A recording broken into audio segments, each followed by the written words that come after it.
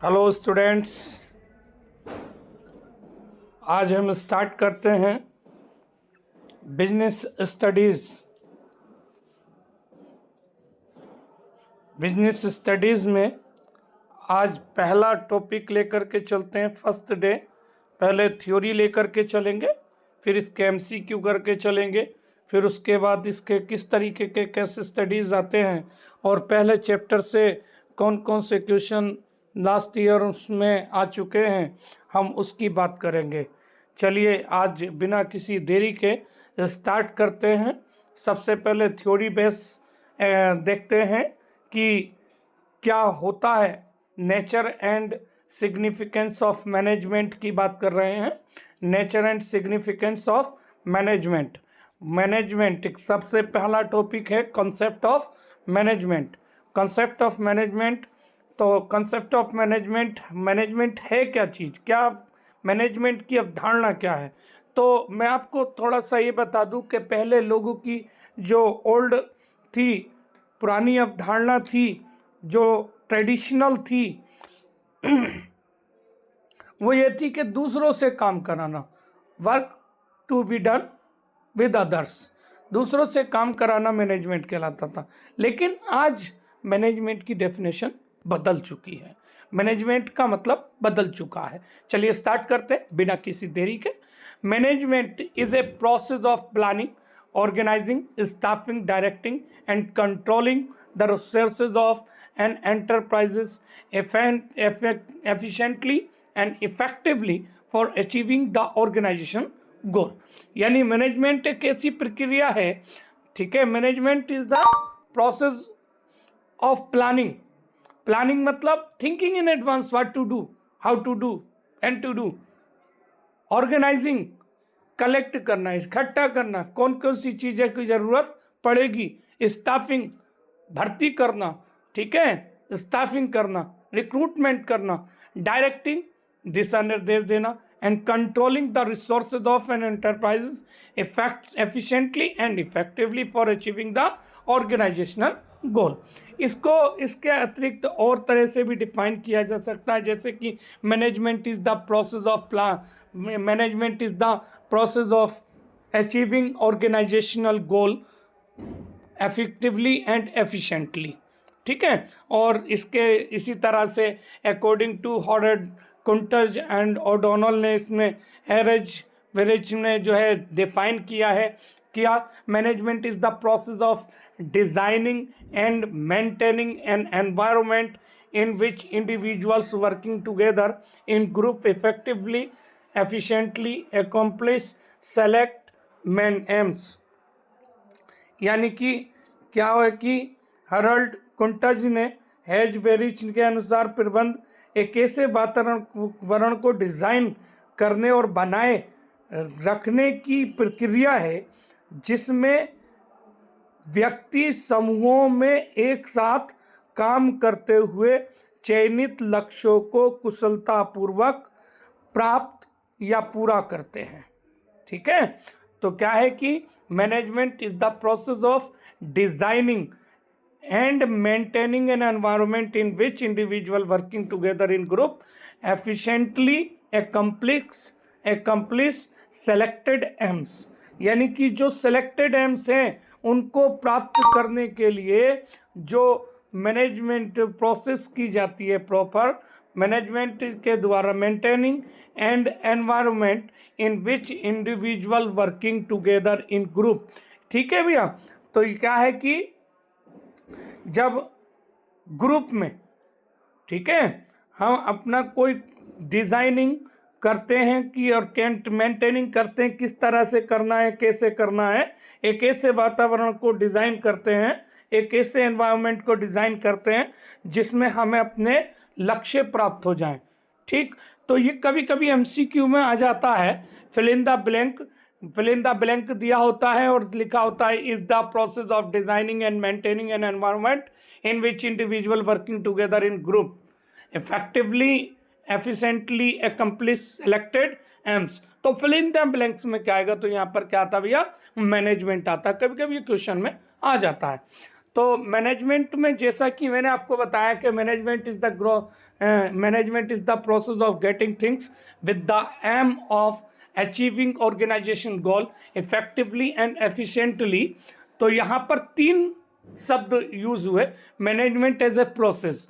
तो management as a process कभी कभी खाली इसी को डिफाइन करने के लिए आ जाता है कि व्हाट इज मैनेजमेंट, मैनेजमेंट क्या है। Management as a process, define management as a process. तो management is a process as it involves a series of interrelated functions like planning, organizing, staffing, directing and controlling। ठीक, अब बात करते हैं effectiveness क्या होता भैया, इफेक्टिवनेस क्या है। तो effectiveness it refers to completing the task given on time. It is related to end of work, it is related to end of work. इसका संबंध काम के खत्म होने से है। It is related to end of work, ठीक है। तो इफेक्टिवनेस क्या है भैया, effectiveness means doing the right task या राइट थिंग्स ऑन टाइम। जबकि एफिशिएंटली का मतलब है doing the task at minimum cost with optimum utilization of resources. तो इफिशिएंटली जो है वो कहां से रिलेटेड है, मैक्सिमाइजेशन ऑफ प्रॉफिट, अधिक से अधिक प्रॉफिट अर्न करने से संबंध रखता है, ठीक है। हाँ, इसकी अभी कैसे स्टडी करेंगे और बताएंगे, ओके। अगली चीज आती है कैरेक्टरिस्टिक्स ऑफ मैनेजमेंट। मैनेजमेंट के कैरेक्टरिस्टिक्स की बात करते हैं। मैनेजमेंट के कैरेक्टरिस्टिक्स क्या है भैया, तो मैनेजमेंट के कैरेक्टरिस्टिक्स क्या है, कैरेक्टरिस्टिक्स या फीचर्स आपसे कहा जाए, फीचर्स ऑफ मैनेजमेंट या कैरेक्टरिस्टिक्स ऑफ मैनेजमेंट, तो एक ही बात है। कैरेक्टरिस्टिक्स ऑफ मैनेजमेंट कह लो या आप फीचर्स ऑफ मैनेजमेंट कह लो, बात एक ही है, ठीक है। सबसे पहली चीज आती है गोल ओरिएंटेड प्रोसेस। तो गोल ओरिएंटेड प्रोसेस क्या होती है भैया, गोल ओरिएंटेड प्रोसेस, पहला क्वेश्चन है, आप पहली चीज आई, पहला कैरेक्टरिस्टिक्स है goal oriented process. Goal oriented process मतलब कि लक्ष्य प्राप्ति, आपका जो लक्ष्य है, आपका जो लक्ष्य है उसको आप लक्ष्य उन्मुख प्रक्रिया है, आपका जो ध्यान रहता है वो पूरी तरह से अपने एम को प्राप्त करने के लिए होता है। जो भी आप प्रोसेस करते हो वो अपने गोल को और प्राप्त करने के लिए करते हैं। गोल ओरिएंटेड प्रोसेस यानी प्रबंध जो है वो क्या है भैया, कि एक लक्ष्यों को प्राप्त करने के विभिन्न व्यक्तियों के प्रयासों की एकीकृत करता है, ठीक है। तो ये क्या है कि management integrate the effort of different individuals to achieve organizational goal. Clear है। हाँ, अगला क्वेश्चन है all pervasive. All pervasive, what do you mean by all pervasive? All pervasive refers to everywhere, universal phenomenon है, हर जगह है।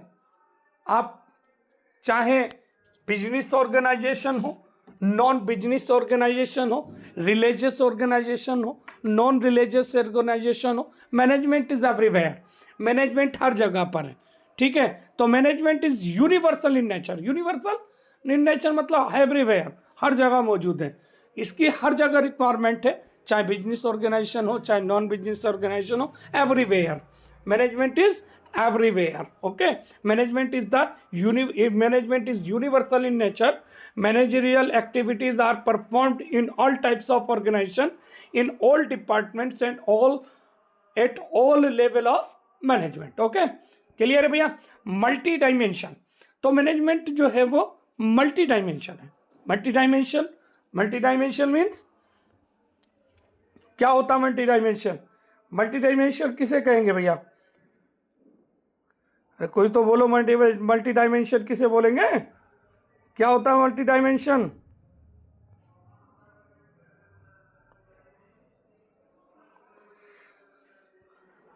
अरे भाई इसके 3 आयाम हैं। It has 3 dimensions, management of work, management of people and management of operation. Management of people, management of work, management of operation, ठीक है। हाँ, तो 3 मल्टीडाइमेंशनल में 3 चीज़ें शामिल हैं। Management of work aims to manage the work. इसका क्या काम है भैया? काम को मैनेज करना, ठीक है। Which work to be performed at what time. Which work to be perform, क्या काम करना है, कब करना है, क्या काम करना है, कब करना है, कब काम, कौन सा काम करेंगे, कब करेंगे, ये कैसे रिलेटेड है? मैनेजमेंट ऑफ वर्क से रिलेटेड है। अब बात आती है काम का, तो मैंने सोच लिया काम कौन करेगा, काम करेंगे, ये काम करेंगे, इस समय करेंगे। भाई काम भी तो कोई करेगा, उस काम को करने के लिए भी तो व्यक्तियों की जरूरत पड़ेगी। तो दूसरा चीज आती है management of people. Management of people employees management of individuals. हर कोई अपने अपने हिसाब से जो जिसकी जो क्वालिटी होगी वो उसके हिसाब से काम करेगा। तो management of people, okay. To allotted authorities responsibility and stabilize reporting relationship, ठीक है। ये एक सिक्के के दो पहलू हैं कि अगर ऑथोरिटी और रेस्पॉन्सिबिलिटी नहीं होगी तो काम स्मूथली नहीं होगा, है ना। हाँ, तो इन दोनों का तालमेल होना जरूरी है। अब तीसरी चीज आती है मैनेजमेंट ऑफ ऑपरेशन। तो मैनेजमेंट ऑफ वर्क और मैनेजमेंट ऑफ पीपल को मिक्स करना, मैनेजमेंट ऑफ पीपल और मैनेजमेंट ऑफ वर्क को मिक्स कर देना, ये क्या होता है? Management of operation.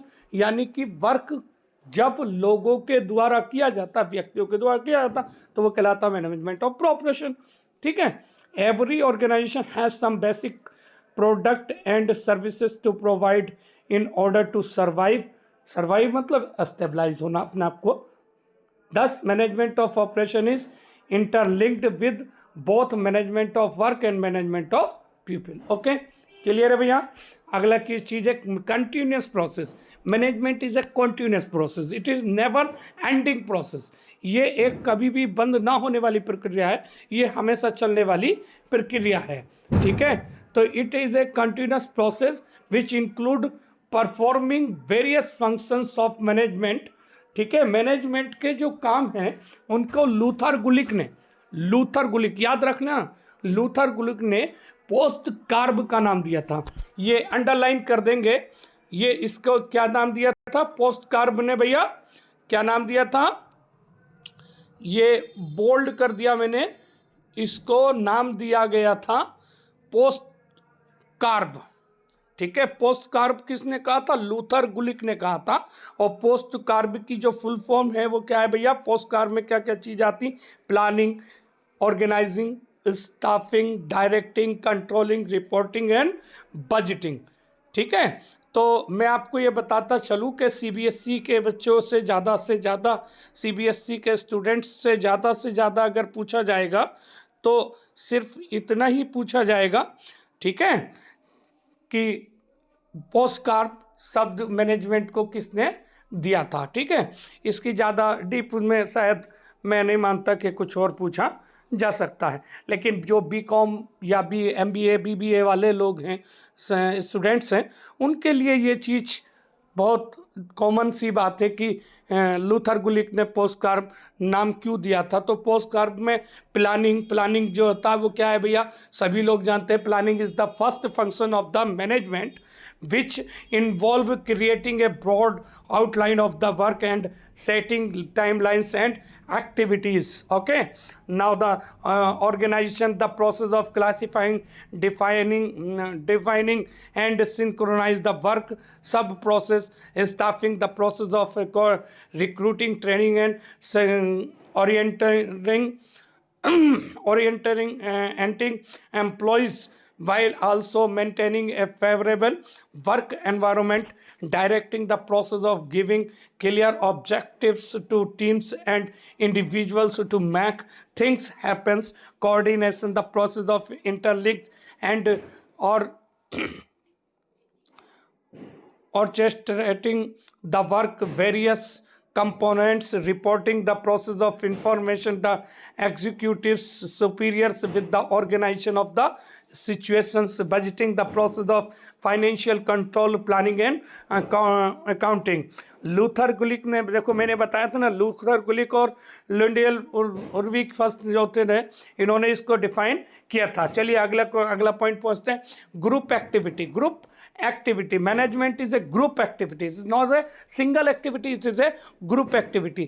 मैनेजमेंट किसी सिंगल पर्सन को नहीं बल्कि एक ग्रुप ऑफ पर्सन को मैनेजमेंट कहते हैं. तो group activity, diverse members of management work towards fulfilling the common organisation गोल.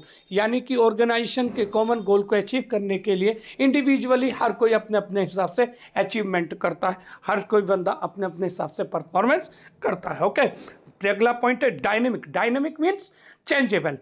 ठीक है, डायनेमिक मतलब चेंजेबल. तो management adopt itself and it has to goal according to the change needs of the business environment. यानी business environment के according changes इसमें adopt कर लेता है मैनेजमेंट. इसलिए क्या है, ये एक डायनेमिक है. इंटेंजेबल. इंटेंजेबल मतलब, intangible means intangible. What do you mean intangible? Intangible is a force which can be feel, not to be seen. ये क्या है कि इसको हम सीन नहीं कर सकते, इसको हम सिर्फ फील कर सकते हैं. हाँ, आप कहीं पर किसी कॉलेज में जाते हैं, किसी स्कूल में जाते हैं, वहाँ का आप मैनेजमेंट देखते हो, एनवायरनमेंट देखते हो, वर्ड वंडरफुल, आप महसूस करते हो कि बड़ा अच्छा एनवायरनमेंट है यहाँ का, बड़ा अच्छा वातावरण है यहाँ का, है ना. तो ये इंटेंजिबल फोर्स. तो management can not be seen. Management को देख नहीं सकते, but it presence can be felt in the way the organization function. Okay, अगला है objectives of management. Objectives of management.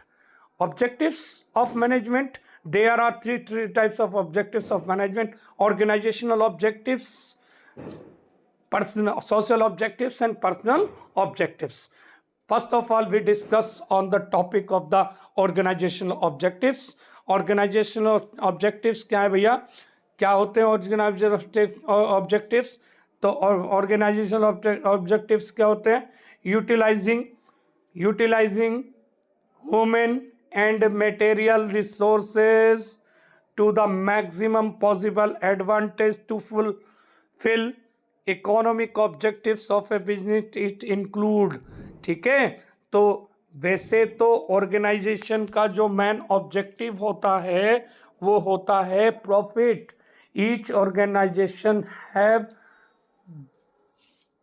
The 3 objectives. कौन कौन से? Organisational, social and personal. ठीक, organisational objectives include survival, profit and growth. हर एक organisation का main मकसद प्रॉफिट अर्न करना होता है. हर एक बिजनेस ऑर्गेनाइजेशन सेटअप की जाती है for the purpose of maximization of their profit. Okay, लेकिन आज के टाइम में इसमें बदल चुका है. पहले आता है सर्वाइवल. सर्वाइवल मतलब पहले अपने आप को कॉम्पिटिटिव मार्केट में एग्जिस्ट करना, अपने आप को मार्केट में बनाना. तो company should generate enough revenues to cover cost. यानी कि पहले आप अपनी कॉस्ट को तो कवर कर लो, प्रॉफिट तो तब कमाओगे जब आपकी कॉस्ट ही नहीं आएगी लौट करके, तो तुम प्रॉफिट क्या कमाओगे. तो फर्स्ट ऑफ ऑल जो होता है हर ऑर्गेनाइजेशन का, survival in the competitive market होता है. केस स्टडी आती है, याद रखने से, इससे केस स्टडी आती है survival in the competitive market.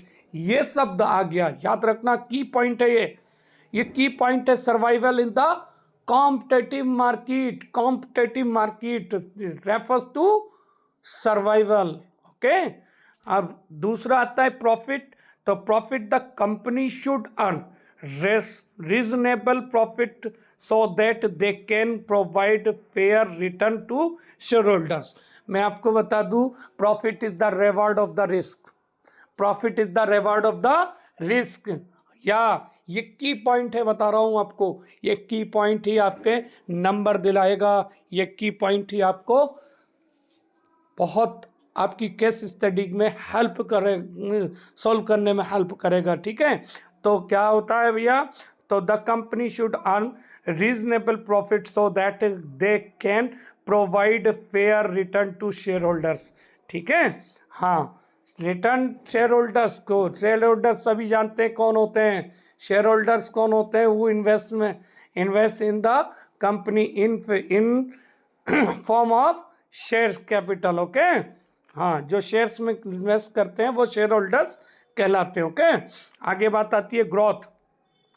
तो growth of the business to be measured in increasing number of employees, number of product, increasing number of product, number of branches. जब हमारी ब्रांचेस बढ़ती हैं, प्रोडक्ट बढ़ते हैं, हमारे नंबर ऑफ एम्प्लॉयज़ बढ़ते हैं। भैया पहले मेरे पास मैं अकेला काम करने वाला था, जब मेरा वर्क बढ़ा, मेरा काम बढ़ा, तो मैंने 2 लोगों को और अपॉइंट किया, फिर मैंने और काम बढ़ाया तो मैंने 4 लोगों को अपॉइंट करा। पहले मैं एक ही वस्तु बनाता था, अब मैं 4 वस्तुएं बनाता हूँ, फिर 10 वस्तुएं बना ली।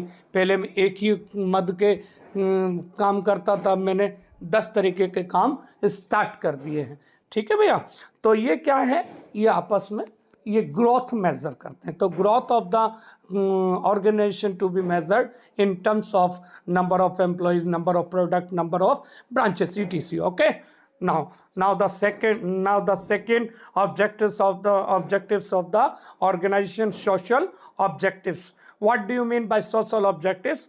तो मैं आपको बता दूं कि बिजनेस इज ए सोशल, हाँ, business use the social resources such as people of the society. Okay, तो each organisation exist in the society, हर एक ऑर्गेनाइजेशन सोसाइटी में जो है एग्जिस्ट होती है। इसलिए भैया there are some responsibilities of the each organization to against to society. Now it involves the creation of benefit for the society such as using friendly method of production. पहली चीज आती है कि प्रोडक्शन जब आप करें तो आप ऐसे मेथड को यूज़ करें जो एनवायरनमेंट फ्रेंडली हो, एनवायरनमेंट को बिगाड़े नहीं बल्कि एनवायरनमेंट को बनाए रखें। ठीक है, हाँ, पॉपुलेशन जो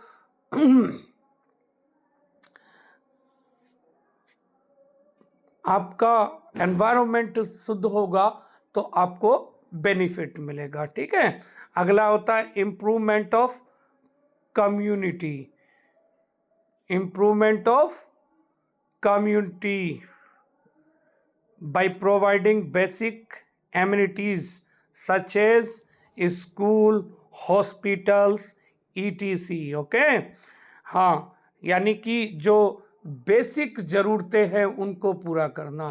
भाई स्कूल बनवा दिए आपने हॉस्पिटल्स बनवा दिए, आपने पार्क बनवा दिए। ठीक, हाँ, इसके अलावा supply of right quality product at reasonable price, यानी कि कम सस्ते दामों पर जो है अच्छा और बढ़िया प्रोडक्ट प्रोवाइड करना। इसके अलावा आता है फाइनेंशियल सपोर्ट टू कम्युनिटी को फाइनेंशियल सपोर्ट प्रोवाइड कराना। इसके अलावा प्रोवाइडिंग एम्प्लॉयमेंट अपॉर्चुनिटीज़, ठीक है, opportunities to the weaker section of the society. Okay, हाँ, ये जो है भैया इसमें की पॉइंट है, ये समझ लीजिएगा। ये की पॉइंट है यूजिंग इको फ्रेंडली, यहाँ पर फ्रेंडली मेथड ऑफ प्रोडक्शन जो है, यहाँ पर एक शब्द लग सकते हैं हम यहाँ पर eco friendly, using eco friendly, using, एक मिनट, यहाँ पर हम लिख देते हैं यूजिंग इको फ्रेंडली मेथड।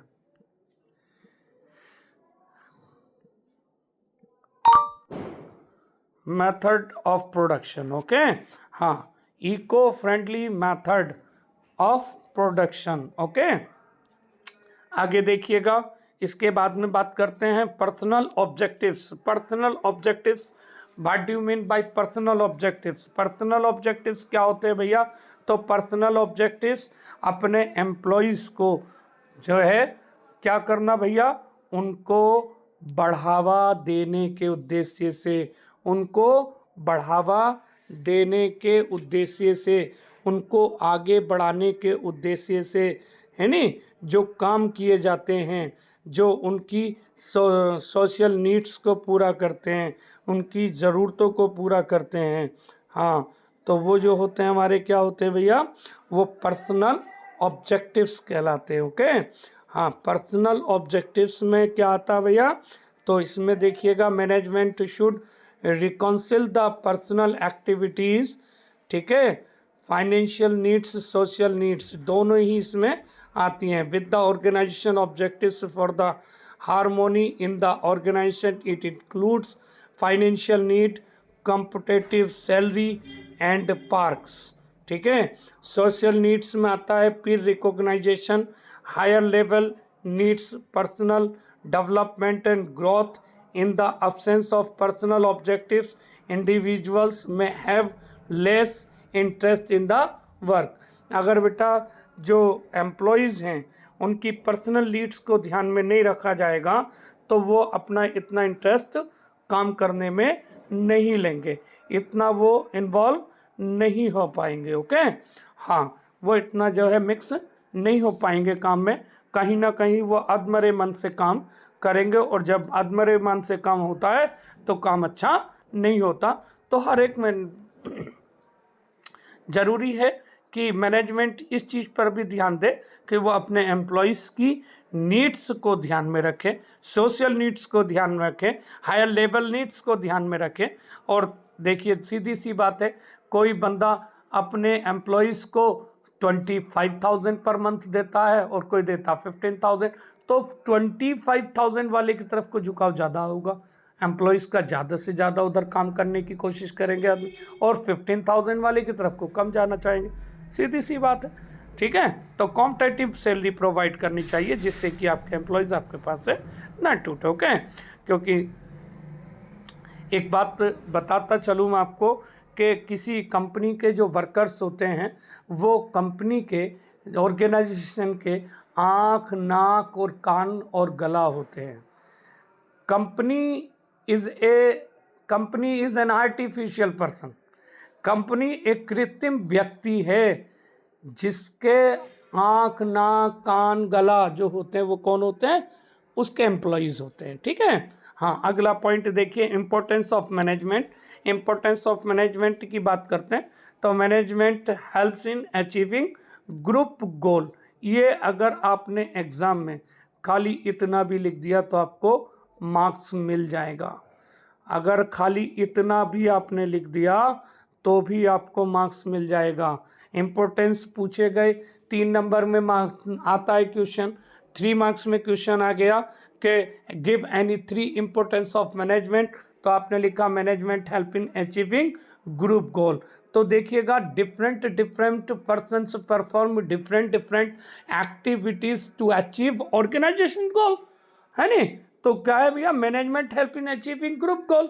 तो management is required not only for itself but also for achieving the goals of the organisation. The task of the manager is to give a common direction to the individual effort in achieving the overall goal of the organization, ठीक है।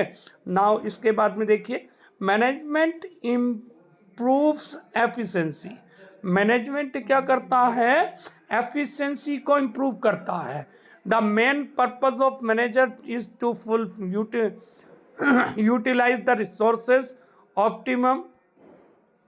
optimally and increasing productivity through reducing cost in all the activities of organization। यहाँ case study आती है से, मैं आपको बताता चल रहा हूँ, जो चीज़ बता रहा हूँ उस चीज़ को बता रहा हूँ, उसको याद रखो। यही चीज़ आपकी कीवर्ड है, ये जो आपको केस स्टडी को आइडेंटिफाई करने में मदद करेंगे आपके, ठीक है। The main purpose of manager is to utilize the resources optimally and increasing productivity through reducing cost in all the activities of the organization. तो मैंने अभी बताया था reducing cost in all organization क्या होता भैया, इफेक्टिवनेस कहलाएगा, एफिशिएंटली कहलाएगा, क्या कहलाएगा, एफिशिएंटली कहलाएगा। ओके, हाँ, याद रखना इस बात को, जो बातें मैं बता रहा हूँ बहुत काम की हैं, काम आने वाली चीज़ें हैं, ठीक है। हाँ, ये चीज़ें बहुत काम आएंगी आपकी। हाँ जी, अगला क्वेश्चन, अगला पॉइंट देखिए, management create a dynamic organization. मैंने अभी बताया था आपको dynamic changeable efficient management motivates employees to adopt changes by convincing them that changes are not only beneficial for organization but also for the improving the employees performance। Motivation, भैया तू ही कर सकता, तेरे सिवा कोई नहीं कर सकता। मोटिवेशन, तुझसे मुझे बहुत उम्मीदें हैं। मोटिवेशन, तू तो मेरा सबसे प्यारा यार है, तू तो मेरा सबसे बढ़िया दोस्त है। ये मोटिवेशन, हाँ, तुमसे प्यारा कोई नहीं है। किसी को मक्खन लगा दो, उससे ज़्यादा कोई कुछ नहीं। जिसे मक्खन लगा दो वो तुम्हारा बेहतरीन, वो ही तुम्हारे लिए लट्टू हो जाएगा। हाँ, समझिए। तो मोटिवेशन जो होता है वो इंसेंटिव होता है, नॉन इंसेंटिव भी होता है। कोई प्यार से आपसे प्रभावित होगा तो कोई पैसे से प्रभावित होगा, कोई आपसे काम से प्रभावित होगा तो कोई आपके पैसे से प्रभावित होगा, कोई आपके व्यवहार से प्रभावित होगा। तो different persons motivated by different persons in different ways. Okay, याद रखना, ये काम की बातें हैं। हर कोई जीवन में बड़े काम की बात है ये मोटिवेशन। हाँ, मोटिवेशन किसी को देखकर भी मिलता है और किसी की जेलिसी से भी मिलता है। हाँ, management help in achieving personal objectives. क्या भैया? पर्सनल ऑब्जेक्टिव से manager motivate and leads his team in such a manner that individual members are able to achieve personal goal while contributing to the overall management organizational objectives. Okay, management helps in development. Management helps in development of society. Management क्या करता है भैया? Help करता है। काय में help करता है भाई? तो सोसाइटी को डेवलप करने में management help in the development of the society by providing good quality product and services, creating employment opportunity, adopting new technology. Okay, अब बात करते हैं भैया लेवल्स ऑफ मैनेजमेंट की। How many levels of management, ये question आता है। तो there are 3 levels of management: top level management, middle level management and lower level management.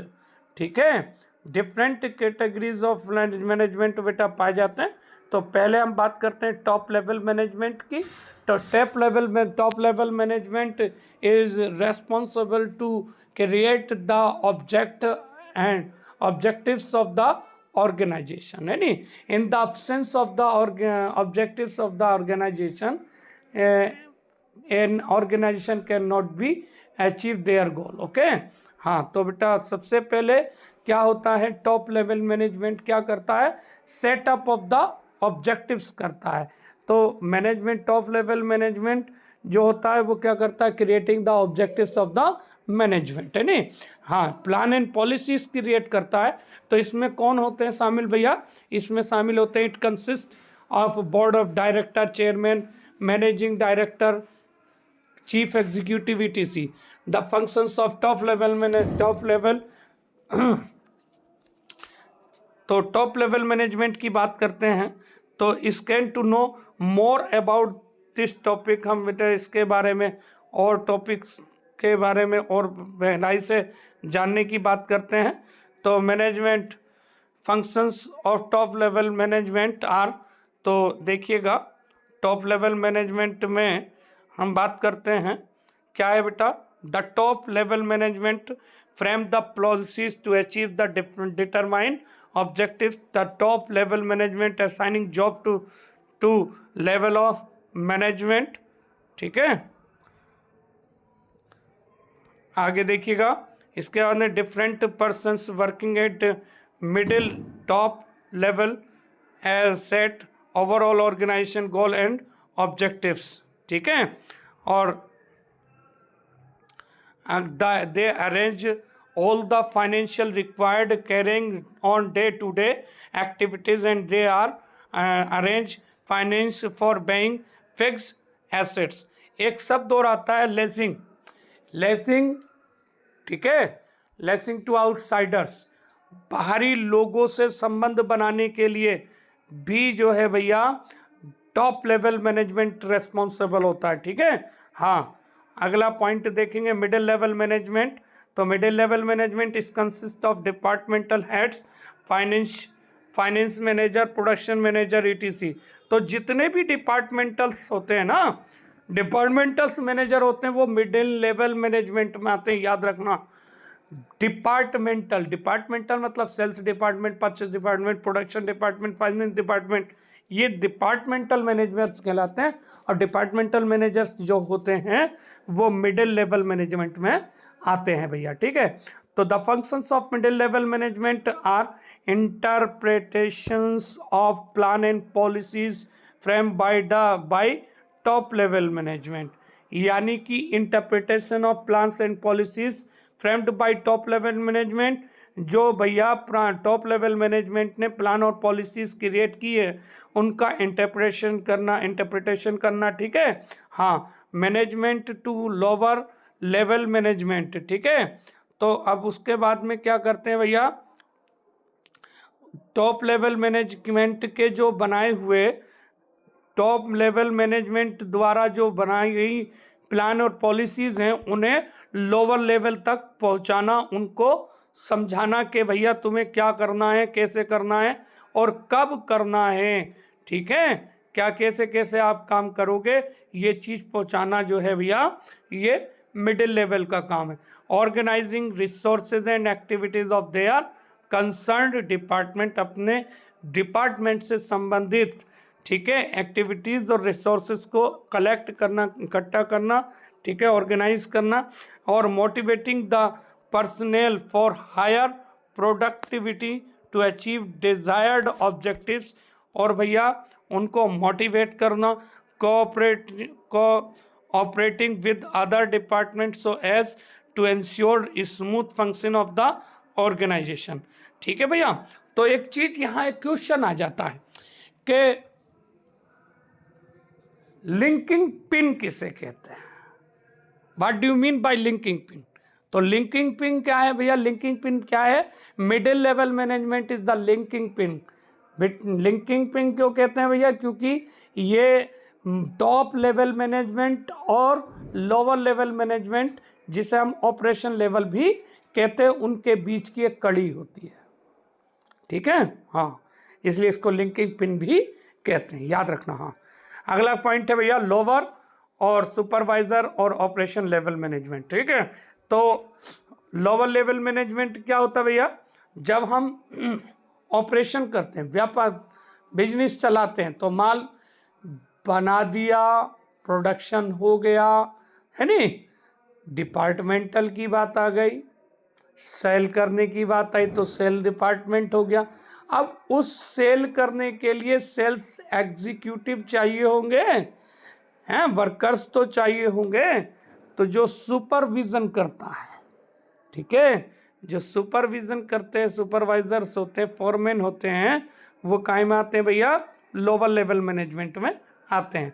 तो consist of foreman, supervisor, superintendents, ये सब जो है लोअर लेवल मैनेजमेंट में आते हैं।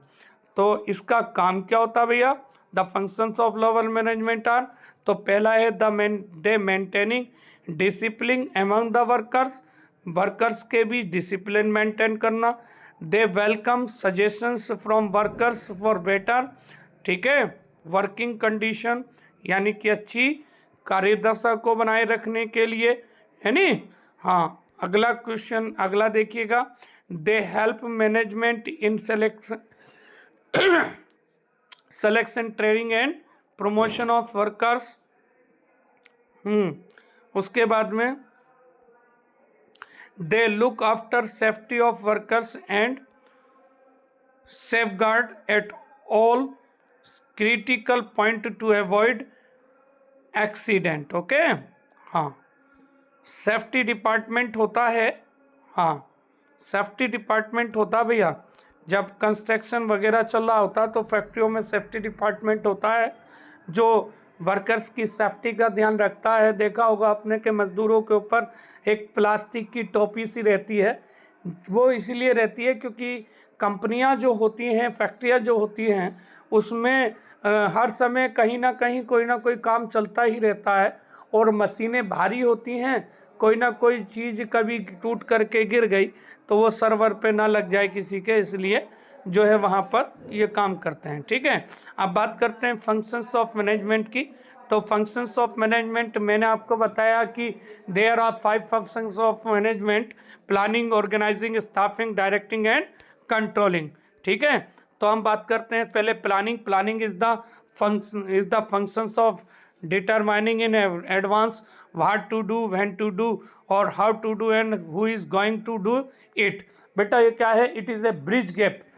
It is a bridge gap where we are standing today and where we want to reach in future. ये क्या है? Bridge gap, bridge the gap है बेटा। ये एक ब्रिज द गैप है जो कि ये बताता है कि आज हम कहाँ खड़े हैं और कल हम कहाँ पहुंचना चाहते हैं। ये हमारा ब्रिज द गैप है। ओके, तो प्लानिंग जो है deciding in advance what to do, how to do, when to do है और who is going to do it. Okay, clear है भैया बात? अगली बात देखते हैं organization. Organizing, it is the management functions of assigning duties, grouping task, stabilizing authority and allocating resources to carry out a specific plan. ठीक है, तो ऑर्गेनाइजिंग मतलब भाई मैंने ये तो सोच लिया कौन कौन से काम कर, मैंने सोचा कि भाई थिंकिंग इन एडवांस कि क्या करना है, कैसे करना, कब करना है, ये तो कर लिया। अब उस काम को करने के लिए मुझे ज़रूरत किस किस की पड़ेगी, क्या क्या चीज़ मुझे चाहिए होंगी। अभी सपोज कीजिए एग्ज़ाम आने वाला है, सपोज कीजिए एग्ज़ाम आने वाला, मुझे मेरे कॉलेज में ठीक एग्ज़ाम कोऑर्डिनेटर बना दिया जाए। ठीक, मुझे क्या बना दिया है? हाँ, एएसएस बना दिया, एएसएस बना दिया, असिस्टेंट ऑफ सुपरिटेंडेंट बना दिया। तो मुझे असिस्टेंट ऑफ सुपरिटेंडेंट के लिए मुझे क्या क्या ये होगा, क्या क्या चीज़ें चाहिए होंगी। एग्ज़ाम कराना है, कितनी कुर्सियों की ज़रूरत पड़ेगी, कितने कमरों की ज़रूरत पड़ेगी, कितना स्टाफ इन्विजिलेशन के लिए चाहिए होगा, कितना उड़ाका दल के लिए चाहिए होगा और कितने लोग भाई स्टाफ रूम में चाहिए होंगे, कितने जो है कंट्रोल रूम में चाहिए होंगे, है नी। हाँ, अब कॉपी पैक करनी है तो कॉपी पैक करने के लिए किस चीज़ में पैक करूँगा, कॉपी अगर ज़्यादा होगी तो कहाँ पैक करूँगा, कम होगी तो कहाँ पैक करूँगा। तो ये रिसोर्सेज को कलेक्ट करना ऑर्गेनाइजिंग कहलाता। ऑर्गेनाइजिंग समझ में आ गई बात? यानी कलेक्शन ऑफ रिसोर्सेज को कलेक्ट करना अकॉर्डिंग टू प्लानिंग के अकॉर्डिंग। ओके, तो it is the management functions of assigning duties, grouping task, stabilizing authority and allocation resources to carry out a specific plan. कौन क्या करेगा, कैसे करेगा, ये चीज मुझे ऑर्गेनाइजिंग कहलाती है। ओके, और क्या क्या चीज़ों की मुझे ज़रूरत पड़ेगी। स्टाफिंग, अब मैंने सोच लिया भाई कौन बंदा एएसएस होगा, कौन बंदा इन्विजिलेशन करेगा, कौन से रूम में कौन इन्विजिलेशन करेगा, किस रूम में कितनी कुर्सियां लगेंगी, ये सारी चीज़ें हो गई।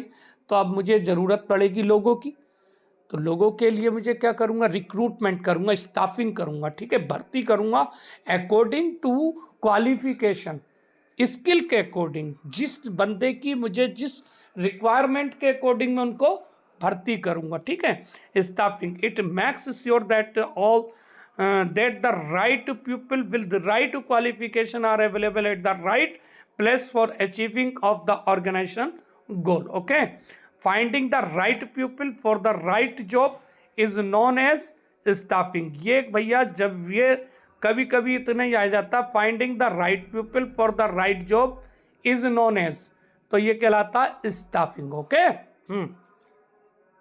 आगे देखिएगा, अगला फंक्शन है डायरेक्टिंग, दिशा निर्देश करना, नेतागिरी करना.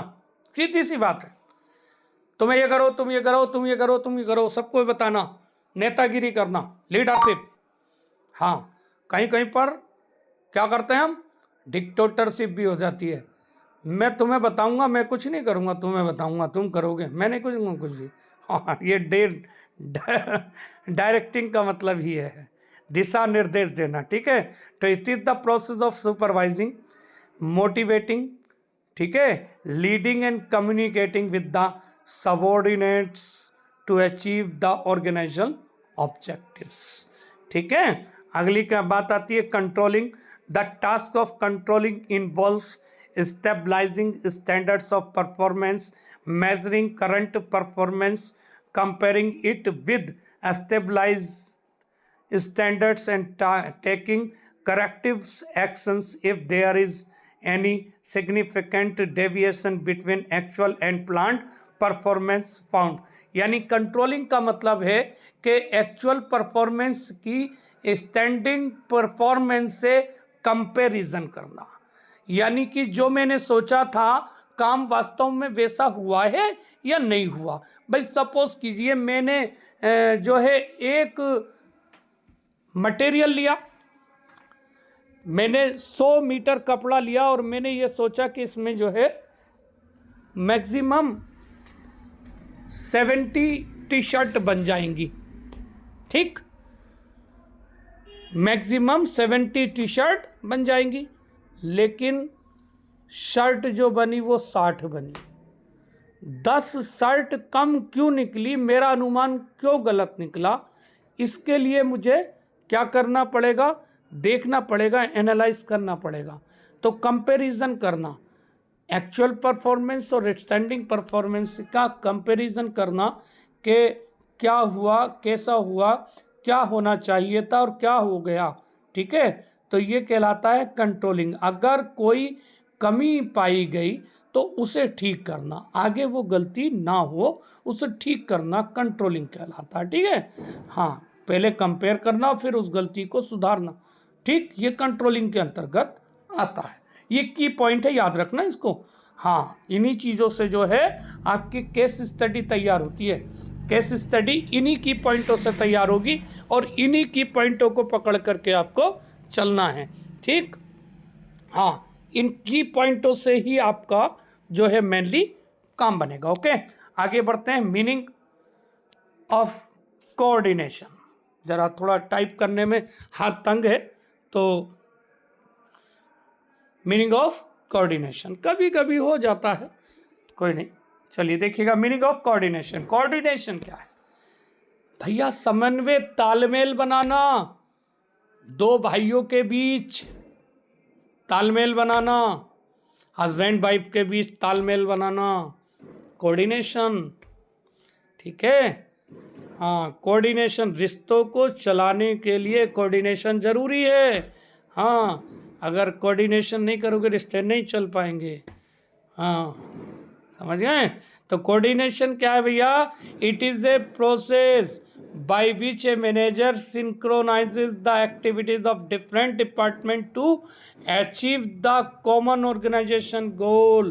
यानी कि ऑर्गेनाइजेशन के गोलों को प्राप्त करने के लिए डिफरेंट एक्टिविटीज ऑफ डिपार्टमेंट जो हैं एक धागे में प्रोए रखना, एक धागे में प्रोना, एक सिंक्रोनाइज करना उनको. ठीक है, it is a process by which a manager synchronize the activities of different department to achieve the common organisation goal. It is the force that binds all the functions of the management.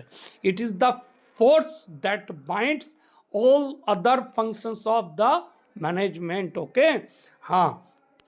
Now अब बात करते हैं हम characteristics of coordination. What are the characteristics? Characteristics also called the features of the coordination. Okay, तो features का है या characteristics का है, बात एक ही होती है। ठीक है, बात करते हैं हम। तो पहली चीज आती है कोऑर्डिनेशन, इंटीग्रेट ग्रुप इफोर्ट्स। मैंने जैसा कि अभी बताया कि मैनेजमेंट जो है वो क्या करता है कि ग्रुप इफोर्ट्स को, है नी, क्या करता है, इंटीग्रेट करता। ठीक है, हाँ, इंटीग्रेट करता है, इंटीग्रेट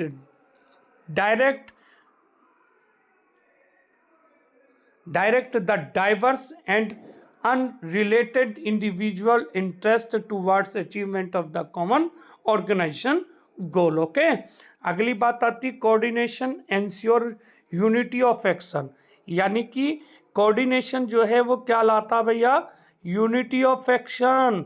कोऑर्डिनेशन इंश्योर निश्चित करता है, काय को निश्चित करता, यूनिटी ऑफ एक्शन को, यानी कि एकता के क्रिया को सक्रिय करता है। ठीक है, it direct the activities of different department and employees towards achievement of common goal and brings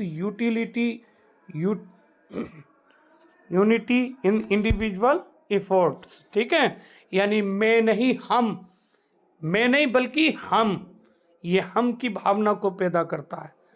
मैं नहीं, मैं तो बकरी करती है, हाँ याद रखना इस बात को, ये मैं नहीं बल्कि हमको बताता है। मैं नहीं करूंगा बल्कि हम करेंगे। Okay, since coordination is an essence of management and required in all functions of management, therefore coordination is not a one time function but a continuous functions। Coordination क्या है भैया, वन टाइम वाला फंक्शन नहीं है, बल्कि क्या है, ये कंटिन्यू चलने वाली प्रक्रिया है। यहां पर एक शब्द आया एसेंस, तो coordination is not a function of management, it is a sense of management. याद रखना, कोऑर्डिनेशन मैनेजमेंट का काम ही नहीं है, बल्कि ये जरूरत है। हाँ, ये जरूरत है, ये क्वेश्चन आता, 100% क्वेश्चन आता है ये। Explain the coordination as essence of the management, बिल्कुल आता है ये क्वेश्चन। हाँ, तो coordination is all pervasive, coordination all pervasive मैंने अभी बताया था, एवरीवेयर। कोऑर्डिनेशन हर जगह है, मैनेजमेंट हर जगह है। हाँ, तो कोऑर्डिनेशन इज ऑल एवरीवेयर। ठीक है भैया, coordination is all pervasive, it is universal in nature, it synchronizes the activities of all levels and departments as they are interdependent to maintain organization balances। okay, अगला point देखिए, coordination is the responsibility of all managers at all levels, यानी कि coordination की जो है जिम्मेदारी किसी एक की नहीं है, बल्कि ये जिम्मेदारी किसकी है भैया, coordination is the responsibility of all managers at all levels, यानी कि ये हर एक मैनेजर की ज़रूरत है, हर एक जगह पर, हर एक स्थान पर, चाहे टॉप लेवल मैनेजमेंट हो या मिडिल लेवल मैनेजमेंट हो या लोअर मैनेजमेंट हो। ठीक है भैया, हर किसी को इसकी ज़रूरत पड़ती है। ठीक है, has to coordinate the efforts of the different people. देखिएगा, top level management coordinate to ensure that all the plans are carried out. ठीक, दूसरा middle level management coordinate with top level management और lower level management. Lower level management coordinate the work of workers to ensure that work done is according to the plan।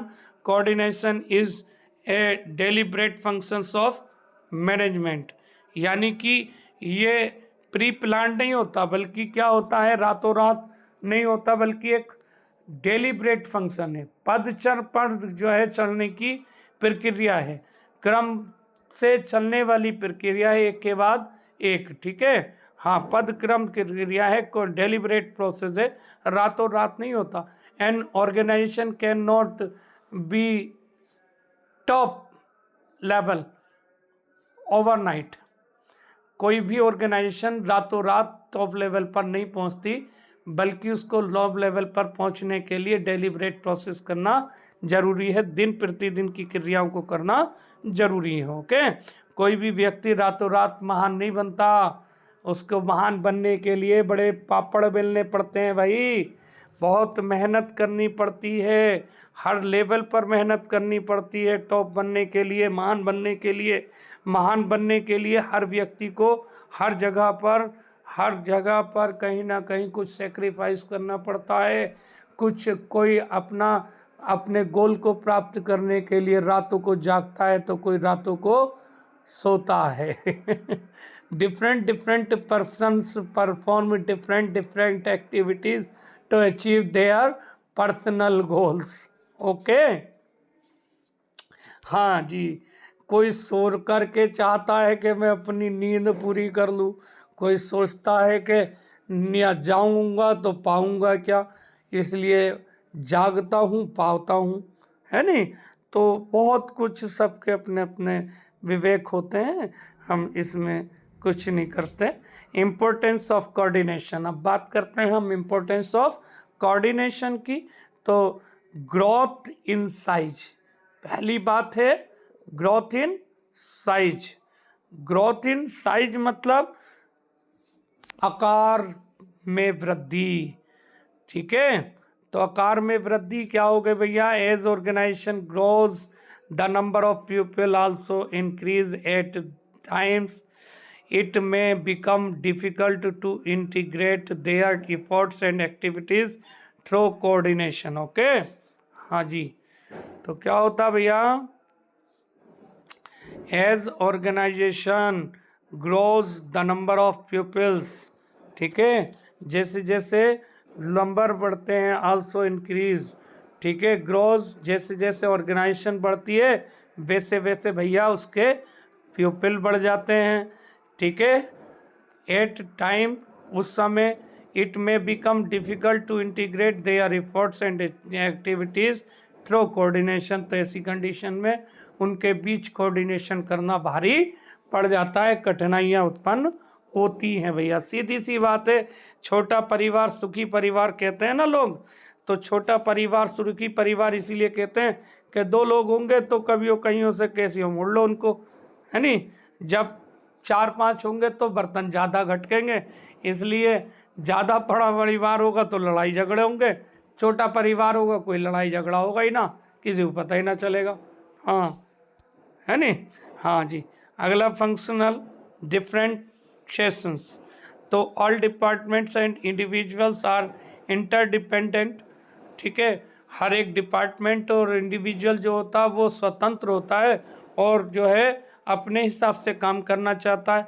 They have to dependent on each other for information to perform their activities, hence the process of linking the activities of various department is accomplish by coordination. तो भैया उनके बीच जो तालमेल बनाना जरूरी है जिससे कि organisation के गोल प्राप्त हो सकें, तो उसके लिए जो है कोऑर्डिनेशन की ज़रूरत पड़ती है। स्पेशलाइजेशन भैया, स्पेशलाइजेशन विशिष्टीकरण भी चाहिए होगा। स्पेशलाइजेशन जो है कब आएगा, जब उनमें समन्वय होगा, जब उनके बीच कोऑर्डिनेशन होगा। अगर कोऑर्डिनेशन नहीं है तो उनमें स्पेशलाइजेशन नहीं आ पाएगा, ठीक है। तो देखिएगा, एराइजेशन specialisation arises out of the modern technology, है नी, and the diversity of tasks to be performed. Some coordination is required by independent persons to reconcile the different in approach। Okay, अब बात करते हैं भैया, coordination is the essence of management.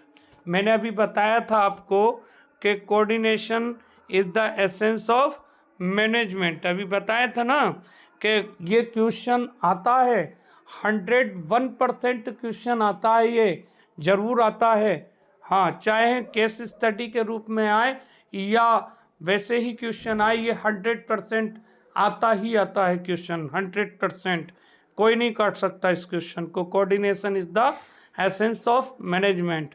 तो coordination management, मैंने अभी बताया था आपको कि coordination is not a functions of management, it is the essence of management. Coordination जो है वो मैनेजमेंट की का फंक्शन नहीं है, कार्य नहीं है, बल्कि मैनेजमेंट की ज़रूरत है। Without coordination an organisation can not achieve their goal, objectives. ठीक है, तो ऑब्जेक्टिव्स को अचीव करने के लिए इट इज वेरी नेसेसरी कि all the department, coordination is very necessary in all departments and at all level. तो यही दो बातें हैं जो कोऑर्डिनेशन को एसेंस बताती कि coordination is everywhere at top level management, levels of management हो या डिपार्टमेंट्स हो। ठीक है, हर जगह होना जरूरी है। तो देखिएगा कि coordination is considered as the essence of management due to following reasons. तो फॉलोइंग रीजंस के द्वारा जो है के कारण ये needed in all management functions, हर फंक्शंस को जो है कोऑर्डिनेशन की ज़रूरत होती है। मैंने अभी बताया था कि चाहे प्लानिंग हो, ऑर्गेनाइजिंग हो, स्टाफिंग हो, डायरेक्टिंग हो, कंट्रोलिंग हो, हर एक फंक्शंस में मैनेजमेंट की जो है कोऑर्डिनेशन की ज़रूरत पड़ती है। तो प्लानिंग की बात करें तो प्लानिंग की क्या ज़रूरत पड़ती है भाई, प्लानिंग में क्या ज़रूरत पड़ती है? तो देखिएगा, प्लानिंग के लिए coordination between organisation, coordination between organisational plan and departmental plans, यानी कि प्लानिंग के लिए जो है ऑर्गेनाइजेशनल प्लान और डिपार्टमेंटल प्लान के बीच एक समन्वय बनाना चाहिए, कोऑर्डिनेशन करना जरूरी है। ठीक है, जब तक जब तक जो है आपका ऑर्गेनाइजेशनल प्लान और डिपार्टमेंटल प्लान में कोऑर्डिनेशन नहीं होगा, तब तक आप प्लानिंग नहीं कर सकते। ठीक, अब बात आती है organising required between responsibility and accountability authority. हाँ, देखिएगा, रेस्पॉन्सिबिलिटी क्या होती है? रेस्पॉन्सिबिलिटी का मतलब होता है उत्तरदायित्व, यानी कि responsibility refers to completing the task. ठीक है, काम को करने की जिम्मेदारी, obligations of the task. Accountability का मतलब होता है क्वेश्चनिंग, जवाबदेही। ठीक है, अगर काम बिगड़ गया तो भैया तुम जिम्मेदार हो, जिम्मेदारी। ठीक है, अकाउंटेबिलिटी। ऑथोरिटी मतलब power to take the decision, power to take the decision. Okay, हाँ, अगला चीज आती है भैया staffing.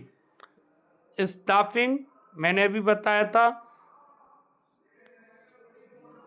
To achieve balance between job requirement and qualities of personnels. तो स्टाफिंग क्या होता है भैया?